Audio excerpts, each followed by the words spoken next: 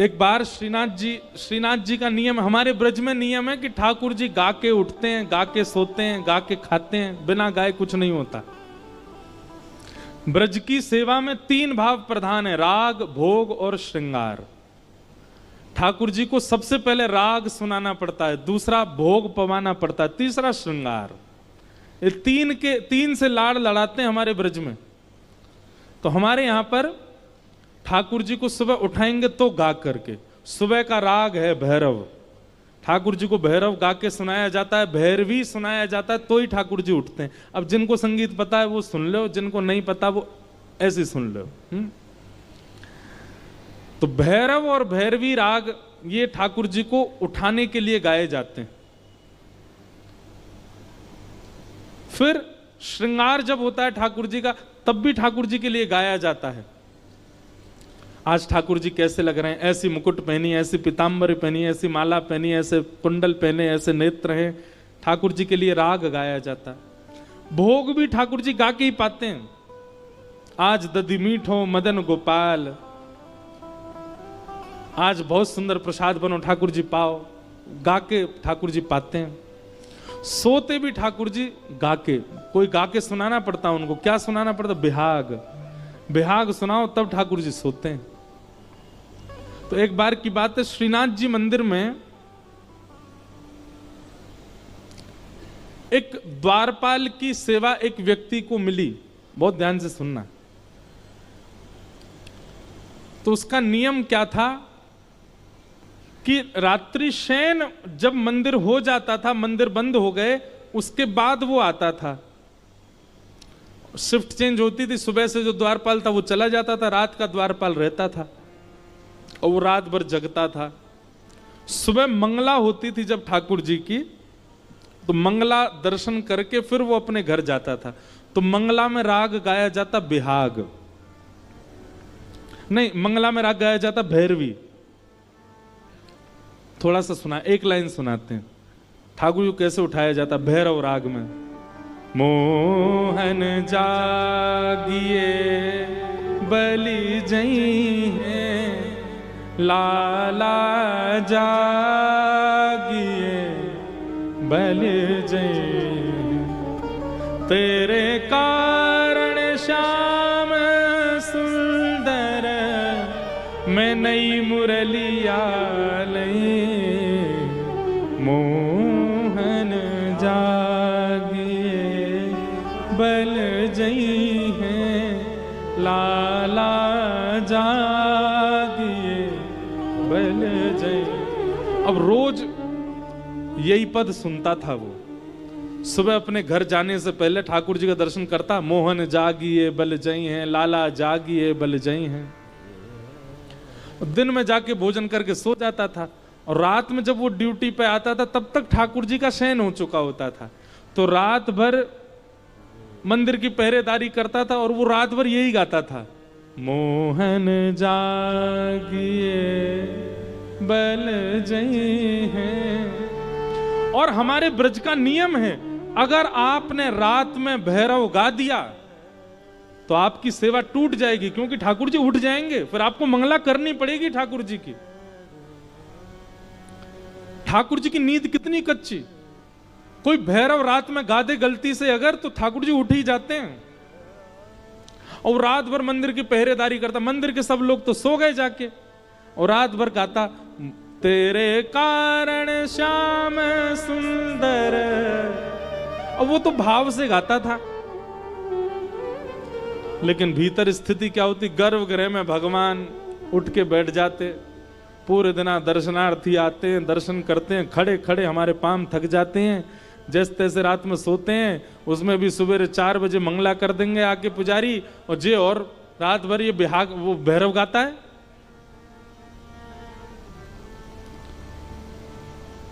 ठाकुर जी खूब कोशिश करें, कान बंद करें, इधर उधर सिर करें, लेकिन ठाकुर जी का स्वरूप ऐसा बन चुका है कि भैरव कोई छेड़ दे तो उठ जाते हैं। नहीं सोए ठाकुर जी रात भर। इतने में 4 बज गए, मंदिर के घंटे घड़ियाल बजे, मंगला आरती। सोई ठाकुर जी जाके अपने स्थान पर खड़े हो गए, अब मंगला होगी। कपाट खुले, जय हो श्रीनाथ प्यारे की जय, गोवर्धन नाथ की जय, गिरिराज धरण की जय। गोसाई जी ने आरती वगैरह तैयार करी, ठाकुर जी की आरती करने लगे। ठाकुर जी बेचारे रात भर के नहीं सोए, आंखें लाल पड़ गई हैं ठाकुर जी की। एक दिन हो गया, ठाकुर जी बोले कल बहुत सोऊंगा मैं, आज की और कल की दोनों की निद्रा कल पूरी करूंगा। रात में बेचारे गहरी निद्रा में जैसे ही ठाकुर जी सोवे गए, शयन आरती हो गई, ठाकुर जी सो गए, सारे मंदिर के लोग चले गए, और रात में आया ड्यूटी पे, उसने फिर से मोहन जागिए। और वो तो जिसको गाने की लत होती है ना, वो कुछ ना कुछ गुनगुनाता ही रहता है। ठाकुर जी बोले कहा करूं, या कोई आने तो आकर के मेरी सबरी निद्रा भंग कर दी है। एक दिन, 2 दिन, 3 दिन हो गए ठाकुर जी नहीं सोए। चौथे दिन बंधुओं ऐसा हुआ कि सवेरे मंगला करने के लिए जैसे ही गुसाई जी आए, सो ठाकुर जी अपनी ब्रह्म वेदी पर खड़े खड़े झोंकाले में। गुसाई जी ने तुरंत पर्दा किया, पर्दा करके जय जय आप सोए नहीं, ये नेत्र आपके लाल पड़े हैं, और ये इतनी निद्रा क्यों आ रही? ठाकुर जी बोले जल्दी गोद करो, मुझको नींद आ रही है। और ठाकुर जी गोसाई जी की गोद में ही सो गए। गोसाई जी ने ठाकुर जी की पूरी सेज देखी, कोई ऐसा तो नहीं कि भैया चद्दर में कछु घुस गए हो, ठाकुर जी को कुछ चुभ रहे हो, सब देखा, लेकिन कोई भी ऐसी बात नहीं। आज श्रृंगार आरती 4 घंटा विलंब से हुई ठाकुर जी सो गए। जब ठाकुर जी उठे, श्रृंगार कियो, गोसाई जी बोले जय जय आप सोए क्यों नहीं, कोई पीड़ा आपको? ठाकुर जी बोले तुमने नयो द्वारपाल रखो है, रात भर भैरव गावे, ये सुबह मंगला में भैरव सुन के जावे, फिर रात में आवे, रात भर भैरव सुनावे, मेरी नींद टूट जाए। गोसाई जी को क्रोध आया और गोसाई जी ने उस द्वारपाल को सेवा से हटा दिया। 3-4 दिन निकल गए। अब 3-4 दिन बाद ठाकुर जी की जैसी सुबह सुबह मंगला आरती होने लगी, तो मंगला आरती में फिर देखे ठाकुर जी आज फिर झोंका ले रहे हैं। गोसाई जी बोले जय जय अब तो मैंने वो सेवाते हटा दियो, अब तो रात भर आपको राग नहीं सुनाई देते होंगे, अब क्यों नींद आ रही है आपको? ठाकुर जी बोले अब राग बदल गए, अब हमको भैरव सुन के नींद आती है। अब रात में भैरव सुन सुन करके हमारी आदत होगी, जब तक भैरव नहीं सुनाओगे। अब मंगला में सब भैरव गा रहे हैं, ठाकुर जी को उठाती सब भैरव सुना रहे हैं, अब भैरव गा रहे हैं तो हमको नींद आ रही है, क्योंकि अब उसकी वजह से हमारी आदत हो गई है भैरव सुन के सोने की। और भैया तुमने वाकु सेवा से गलत निकारो, वाकु बुलाओ, वाकु स्वर बहुत अच्छा लगे, अब तो वाके काजे मैं भैरव भी सुनूंगा रात में। इतना ठाकुर जी प्रेम करते हैं गायन से। अपनी निद्रा और अपनी सुसुप्ति, अपनी जागृति, अपना भोग सब परिवर्तित कर देते हैं ठाकुर जी किसी के स्वर पर। एक बात लिख लीजिएगा, अगर किसी व्यक्ति को कंठ अच्छा मिला है, अगर किसी व्यक्ति को कंठ अच्छा मिला है, हम व्यास मंत्र से प्रमाणित अपने हस्ताक्षर करके ये बात कह सकते हैं, अगर वो अपने कंठ का पूर्ण प्रयोग ठाकुर जी की सेवा में लगा दे तो कुछ ना करे, गा गा करके ठाकुर जी को प्राप्त कर लेगा। कंठ की सेवा इतनी प्रिय है ठाकुर जी को। अगर किंचित भी किसी को कंठ मिला है तो, और क्षमा करना, इस जन्म में जिनको कंठ नहीं मिला अगली बार अच्छा प्रयास करना, अगले जन्म में ठाकुर जी कह रहे ठाकुर जी गलो दे दो। और ये बात मैं नहीं कह रहा हूं, अष्टसखा के कुम्मनदास जी कहते हैं कि जिसके पास कंठ है ठाकुर जी उसको निश्चित मिलेंगे, बस वो कंठ से लोक रंजन ना करे, ठाकुर जी को रिझावे। और यदि कहीं गावे भी, कहीं सुनावे भी, तो सबको जोड़ने के लिए गावे। हम इसी बात से बंबई छोड़ के कथा करने लग गए, नहीं तो हम तो संगीतज्ञ बनने जा रहे थे। पर इसी बात से हमारे नाना जी पंडित श्री कृष्णलाल शास्त्री जी ने हमको मोड़ दिया। बोले लोक रंजन मत करे लाला, गले ते करनो है तो श्री कृष्ण रंजन कर। तब से फिर कथा में लग गए। तो जिसने पाया गा के पाया, इसलिए गाना प्रारंभ करो, और स्वर नहीं है तो धीमे धीमे गाओ, पर गाओ। गोपियों ने गोपी गीत गाया, ठाकुर जी प्रकट हो गए और भगवान ने सब गोपियों के साथ में महारास किया। राधा नचे कृष्ण नचे, नचे गोपी जन। राधा नचे कृष्ण नचे, नचे गोपी जन। हे राधा नचे कृष्ण नचे, नचे गोपी जन। राधा नचे कृष्ण नचे, नचे गोपी जन। क्योंकि मन मेरा बन गया सखीरी पावन वृंदावन। भाव से हे राधा नचे कृष्ण नचे, नचे गोपी जन। राधा नचे कृष्ण नचे, नचे गोपी जन। क्योंकि मन मेरा बन गया सखीरी पावन वृंदावन। मन मेरा बन गया सखीरी पावन वृंदावन। हे रास रचो है, रास रचो है, आज यमुना किनारे महारास रचो है। रास रचो है, रास रचो है, आज यमुना किनारे महारास रचो है। रास रचो है, रास रचो है, आज यमुना किनारे महारास रचो है। रास रचो है, रास रचो है, यमुना किनारे महारास रचो है। हे चंद्र किरण सा श्याम सलोना, दो आँखें कजरारी। चंद्र किरण सा श्याम सलोना, दो आँखें कजरारी। हे चंद्र किरण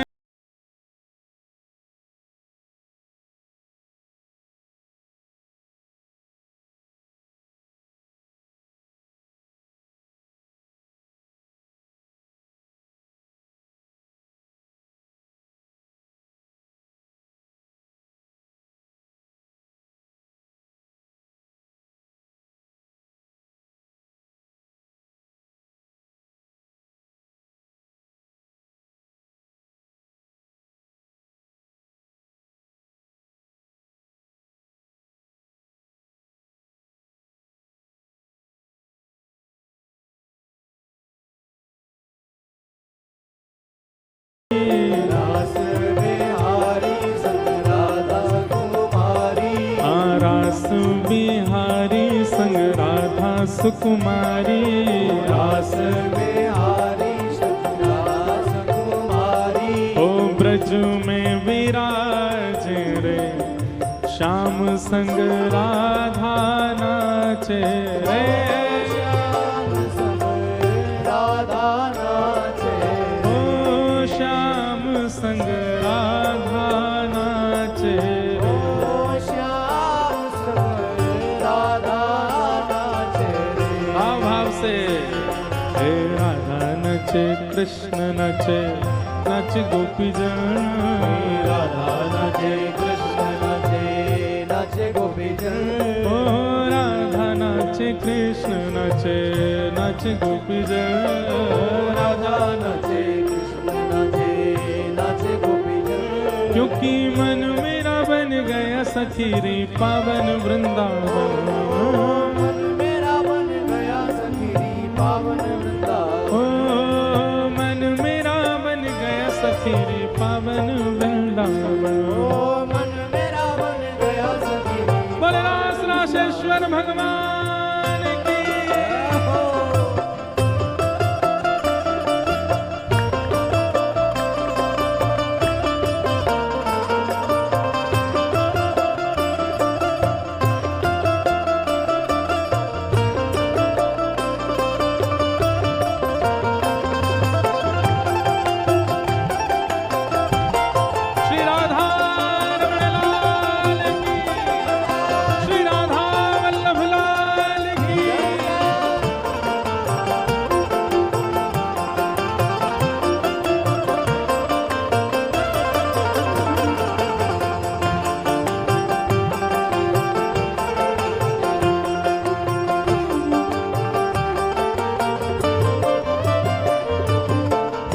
बंशी वट पे यमुना तट पे कान्हा रास रचावे। बंशी वट पे यमुना तट पे कान्हा रास रचावे। और गोपी बन के शंकर आए गोपेश्वर कहलाए। गोपी बन के बोल गोपेश्वर महादेव की। गोपेश्वर कहलाए। डम डम डमरू बाजे कान्हा की मुरली पे। डम डम डमरू बाजे कान्हा की मुरली पे। डम डम डमरू बाजे कान्हा की मुरली पे। डम डम डमरू बाजे कान्हा की मुरली पे। जग सारा नाचे रे श्याम संग राधा नाचे रे। राधा नाचे। ओ श्याम संग राधा नाचे रे। श्याम संग राधा नाचे। आओ गोकुल में देखो वृंदावन में देखो रे। गोकुल में देखो वृंदावन में देखो रे। गोकुल में देखो वृंदावन में देखो रे। गोकुल में देखो वृंदावन में देखो रे। हे मुरली बाजे रे श्याम संग राधा नाचे रे। श्याम संग राधा नाचे। ओ श्याम संग राधा नाचे रे। ओ श्याम संग राधा नाचे। क्योंकि मन मेरा बन गए सखीरी पावन वृंदावन। मेरा बन गया सखीरी पावन वृंदावन। मन मेरा बन गए सखीरी पावन वृंदावन। मेरा बन गया सखीरी पावन वृंदावन। हे मन मेरा बन गए सखीरी पावन वृंदावन। मन मेरा बन गए सखीरी पावन वृंदावन।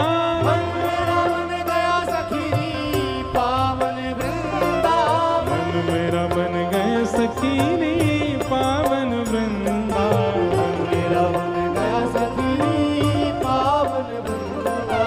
मन मेरा बन गए सखीरी पावन वृंदावन।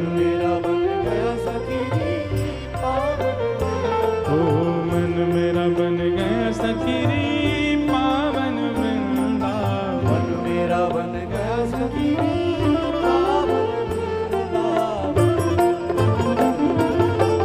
बोलो रास रासेश्वर भगवान। भगवान ने रास विहार किया। तत्पश्चात विराज जाओ लाला, अभी कथा के बाद बुलाए। हाँ अभी बैठ जाओ, बैठ जाओ। तो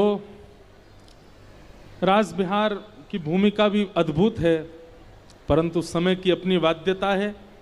ठाकुर जी का आज विवाह प्रसंग तक प्रसंग ले जाना है, इसलिए हम कथाक्रम को आगे ले चलें। ठाकुर जी का रास विहार हुआ। तत्पश्चात भगवान ने कई राक्षसों का वध किया।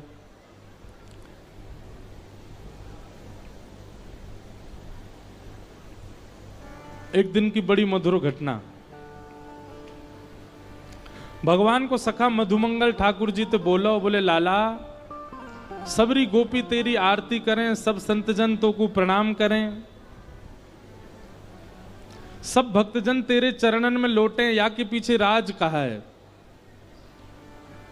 ठाकुर जी बोले राज कछु ना है, हम भगवान है। मधुमंगल बोलो घूम फिर के एक ही बात है, तो पे तू भगवान है, हम जा बातें ना मानेंगे कि तू भगवान है। ठाकुर जी बोले और काय को सब मोह को प्रणाम करें फिर बता। वो लाला ये तू मोर मुकुट पहना ना, या में जरूर कछु चमत्कार है।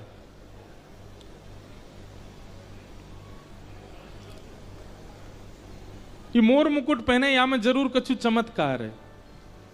और ये तू कारी कमरी डार के डोले ना, जरूर या में कछु टोना है, यही के मारे सब तोते आकर्षित हो जाएं। ठाकुर जी बोले ऐसी कोई बात ना है भैया, इस सबरे मुंह में भगवान देखें या हमारे मुंह में प्रणाम करें। बंधुमंगल बोलो नहीं, तेरे मोर पिछ में, कारी कमली में, पीतांबरी में, यही में ही कछु टोना है। और मधुमंगल ने मन में विचार करी, काउ दिना में लाला के वस्त्रन को हरण करके मैं पहनूंगा, सब मुंह पूजेंगे। एक दिना ठाकुर जी जमुना स्नान करवे गए, ठाकुर जी ने पीतांबरी उतार दी, मोर पिछ नीचे धर दियो, कारी कमली धर दी। मधुमंगल ते कही लाला तू भी नहा ले। मधुमंगल बोलो मेरो मन ना है, मुंह को सर्दी है गई, लाला तू ही नहा ले। और ठाकुर जी तो यमुना जी में प्रवेश कर गए। मधुमंगल ने ठाकुर जी की पीतांबरी पहन ली, कारी कमली पहन ली, और अपने केस ऐसे जूड़ा बना के वह मोर पिछ लगा लियो, और ठाकुर जी जैसो पत्रावली बना के बंशी लेके मधुमंगल डोलन लगो। बोले अब मैं भी जाऊंगा संतन के पास, गोपीन के पास, सब मेरो सम्मान करेंगे। इतने में ही कंस ने एक राक्षस भेजा था, उसका नाम था केसी। तो केसी राक्षस जब ब्रज आ रहा था तो उसने कंस से पूछा कि आपके शत्रु का हुलिया कैसा है। तो कंस ने कहा वो मोर पंख पहनता है, काली कमली डालता, पीतांबरी पहनता, बंशी बजाता, टेढ़ी मेढ़ी चाल चलता है। केसी बोला ठीक है। अब केसी राक्षस जैसी आया, ढूंढ रहा था, ठाकुर जी को मिल गया मधुमंगल। अब मधुमंगल को देख करके केसी ने उस पर आक्रमण किया। मधुमंगल ने देखी राक्षस भाग रहा है पीछे। मधुमंगल बोलो लाला पहन के जावे तो सब बात को प्रणाम करें, मैं पहन के निकलो तो राक्षस आगो। लाला बचाइयो, काना बचाइयो, अरे देख जे राक्षस मुंह को मार रहे हो, लाला मेरी रक्षा कर। ठाकुर जी यमुना जी में तैर रहे थे, ठाकुर जी ने कही मधुमंगल कहां से चिल्ला रहे हो। तभी देखी ओ पीतांबरी पहन के, कारी कमरी डार के, मोर पिछ लगाए डोल रहे, और तभी देखी पीछे राक्षस घूम रहा है। ठाकुर जी यमुना जी से बोले नहीं नहीं लाला मधुमंगल, अब तू अपनी रक्षा स्वयं कर ले। तोते मना करी ना कि यार रूप में कछु नहीं है भैया, मैं जय जय हूं, माने ना है मेरी बात है। मधुमंगल दौड़ता करो, मान ली भैया तू ही जय जय, तेरे पाम पूज रहा हूं, तू ही भगवान है, तेरी रोज आरती करूंगा, लाला मोह याते बच्चा। ठाकुर जी निकल करके बाहर आए, और जैसे ही केसी सामने आए, एक मुष्टिक प्रहार किया, एक मुष्टिक प्रहार में ही केसी का वध हो गया। मधुमंगल आयो, ठाकुर जी के सामने आके खड़ो एगो। ठाकुर जी उसको देख रहे हैं ऊपर से नीचे तक। बंसी बजा के दिखाइयो ने, ना लाला मुंह पे ना बजेगी, तू ही धर अपनी बंसी, तू ही धर अपनो मोर पंख, मोह ना बननो आज के बाद, जय जय तू ही है मेरो जय जय। ऐसे ठाकुर जी ने केसी राक्षस का वध किया। कंस ने अनेक राक्षसों को भेजा, भगवान ने सबका वध किया। नारद जी ने जाकर के कंस को चेताया। कंस ने धनुर्यज्ञ का कार्यक्रम किया, और धनुर्यज्ञ में भगवान श्री कृष्ण को अक्रूर जी के द्वारा आमंत्रित करवाया। अक्रूर जी भगवान को लेने के लिए ब्रज गए, और भगवान परसों का आश्वासन देकर के ब्रज से मथुरा आ गए। अभी प्रसंग में हम ज्यादा जाएंगे ही नहीं। ठाकुर जी ने आकर के धनुर्भंग किया, कुबलियापीड़ हाथी का वध किया, और कंस का मर्दन किया। कंस वध करके भगवान ने कारागृह से अपनी मैया देवकी को मुक्त किया। नाना उग्रसेन को भगवान ने मथुरा का राजा बनाया, और स्वयं भगवान सांदीपनी गुरुकुल पढ़ने के लिए आ गए आपके पड़ोस में। कहां? अवंतिका।